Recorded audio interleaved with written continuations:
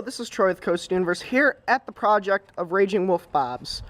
Today I'm going to be bringing you through everything that's been going on lately and show you all the updates. As you can see here, these are the frames for the cars. And what I've done to these so far is right here, these brackets here held on the guide wheels, which are now back in the garage. But I have gotten those off. One thing you can't quite see from here is it was above the back axle. It was above that, which the seat mounted onto. That bracket came off. And then we also took the hitch off under here, which you'll see just in a second. It's all shiny and pretty now, unlike the bottom of these cars. I've also gotten all the anti-roll backs and chain dogs all free, except for this one. This one's going to be a bit tougher because we're probably going to have to take this bracket off to really get that all freed up and working properly, because even though it's not going to be on the coaster again, I just want it to all be able to work and have demonstrations when it's on display. And then also one thing that's missing, that's probably been missing since Six Flags owned it, is the upstop wheels. What I'm probably going to do is I'm going to get upstop wheels for the front car, or make them, or whatever I have to do.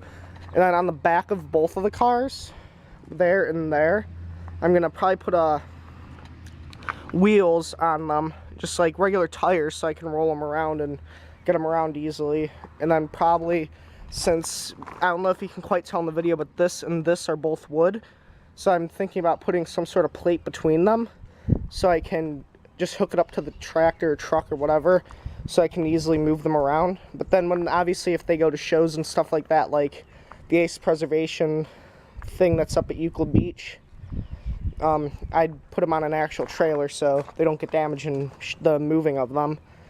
But yeah, so that's what's been going on with these. I've also started sanding up on this car the brake pads.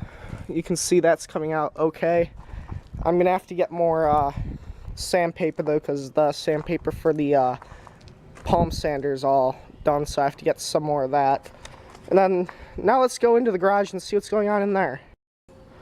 Okay, now that we're inside the garage, you can see here is a seat bracket off the first car, which would go right over top of it, and that's actually the main reason why the back seat is so rough on a wooden coaster, because you're pretty much bolted straight to the back wheel, so you really get all the shakiness of the coaster in.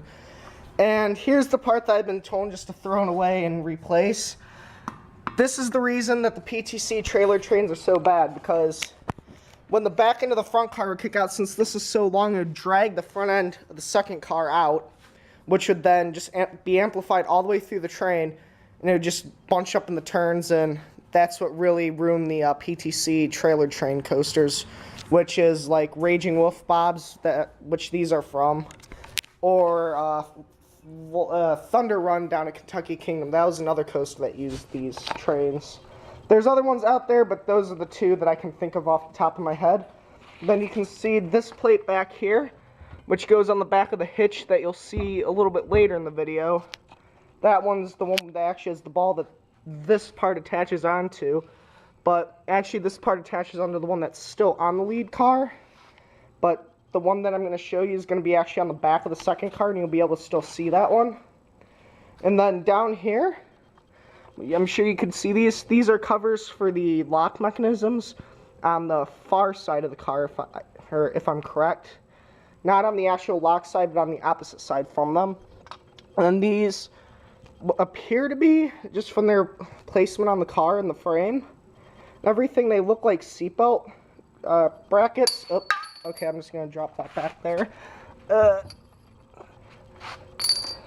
Pick these cans back up. They got knocked over when things were getting moved around. Yeah, this is this area. I'm going to bring you over to the next area and show you some of the progress. Now here's where you'll see a lot of the progress that's been done. We'll start over here all the way to the left. You'll see the mechanisms.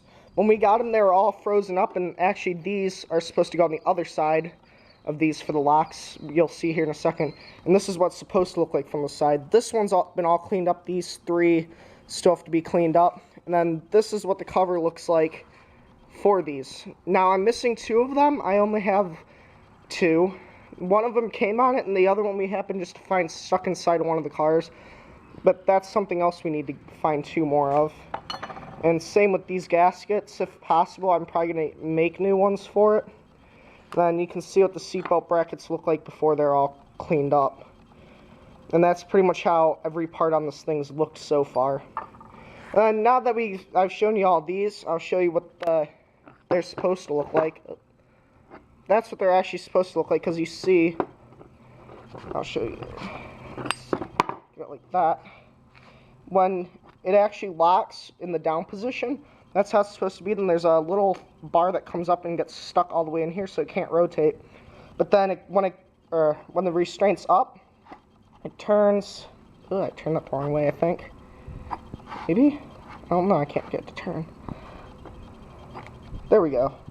It'll lock here just to keep it from falling down on you as you're getting into the car.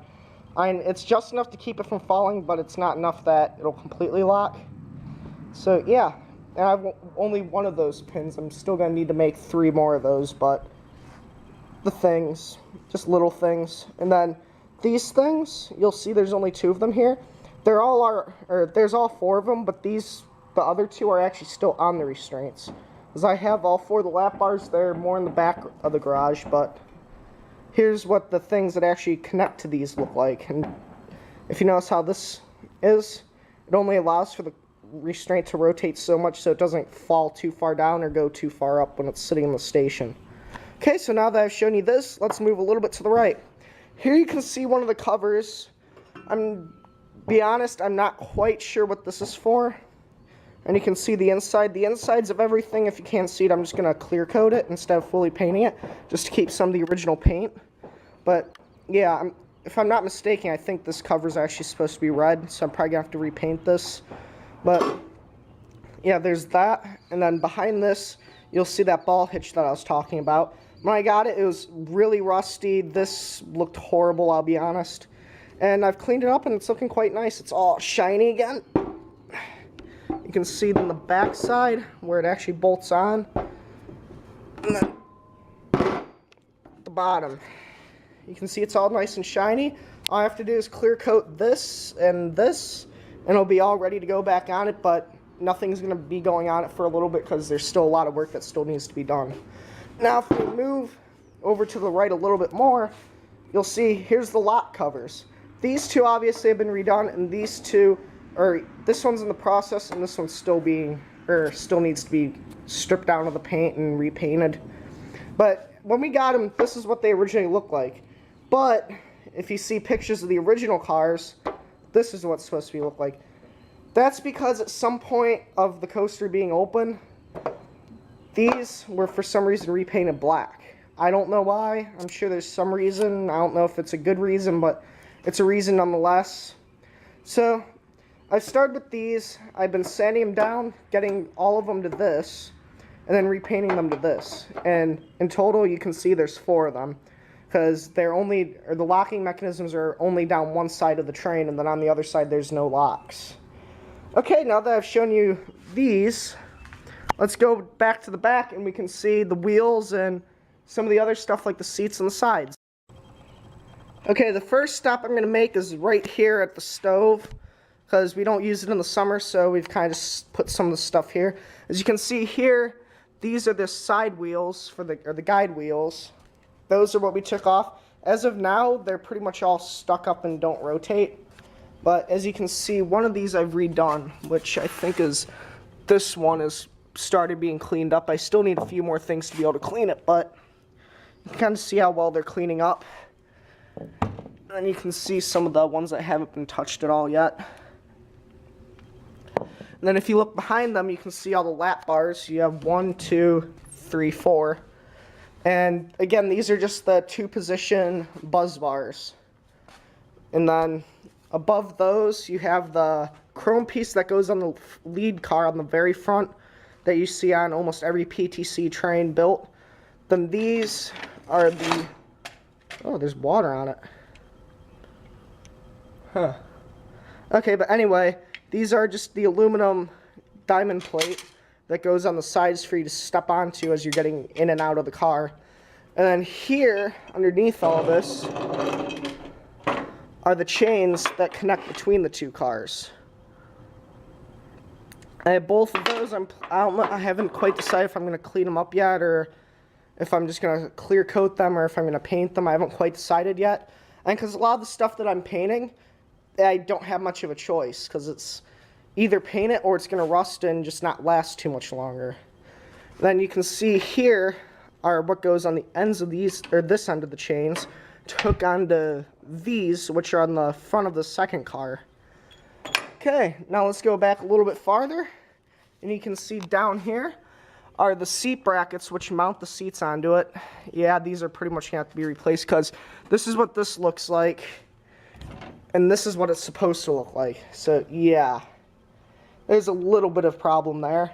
And then you come back a little bit farther, and just a whole bunch of parts, just a ton of parts. You can see here's some trim. Then you look down, you can see some more of the plating, some of the things that hold the plating on. There's just a whole box of stuff here. Then these are brackets that go on the bottom of the seats, if I'm not mistaken. And then as we go back a little bit farther, here's the main road wheels. Now again, there's 6 of them since they're the trailing cars. There's 4 on the front car and then 2 on the back of the second car. And these are in good shape. They all roll, if I'm not mistaken. Yep, they all roll. Then you can see another one of the seat brackets. You can see some parts of the running boards, because on them they have these little mud flaps. And the only example of a full one I have is all the way in the back here. You can see how much bigger it is than every other part here. Because then here you have the front and back boards, and then this is actually the coolest one. As you can still see Fright Fest written on the front of the lead car. And then you have all these here. And that's the front plate that goes on the front of the second car here. Then I believe that's the front of the second car. Then you look over here, and you can see just a bunch of markings on stuff. And you can just see these boards here. And then as we come over here, you can see all the side panels and just the big pieces of metal they are at the corners. And then the cool part, let me get this out here into the sun, or so you can see it, the locking mechanism itself. What's exciting is I don't have it set up to demonstrate for you now. I'll probably do that in a later video, is these actually do work still. And then there's like a little pin that goes here, and then they go into the locking mechanisms I showed you earlier. And then another thing that's awesome is all the wiring is still here. I mean, it all needs to be rewired, so there's no issues with starting fires on the car, which obviously be really bad. But all the wiring's there, so we can make it up and it'll all operate originally again. And you can see the covers up for all the wires back here, and just another bracket here, and then how it's all set up here with the trim. Let's put this back here. And all the mechanisms are there, and there's little parts here and there missing. Like, I only have one of the 4 pins, like I said earlier. I'm gonna have to make new ones of those. But then, yeah, that's pretty much all the exciting stuff. And then when you look up, you can see the seats. Yeah, those are gonna need a lot of work. So, because my plan with these is, it originally had 3 seats with this divider, all 4 seats have this divider in the middle. You can see there's the seats you sat on here and here. But they were all set up like that. But my plan to redo these is have these seats in the second row of the first car and both rows in the second car, and leaving just one long flat one for the very front seat, so people can easily get in and out of it for pictures in the car. Okay, that'll conclude it for this update. If you want to, please like and subscribe for more. And go to the CU forums that's down in the description below. Make a free account. You can post as much as you want there. And then if you want to follow more updates that more regularly than on my channel, go onto the Facebook link in the description below, and I'll be posting more regularly there. Or you can go to my Twitter and follow me there, and both places will have updates. I don't know, different days will probably be different which one I post to. Different ones, or each account will get different updates. So if you really want to stay up to date, follow both of those. If you just want to stay mostly up to date, follow the Facebook. And if you want to stay partially up to date, don't follow either of those. But Like I said, most of the updates will be on those two, but the more in-depth updates will be on my YouTube channel. So, thanks for watching, and ride on.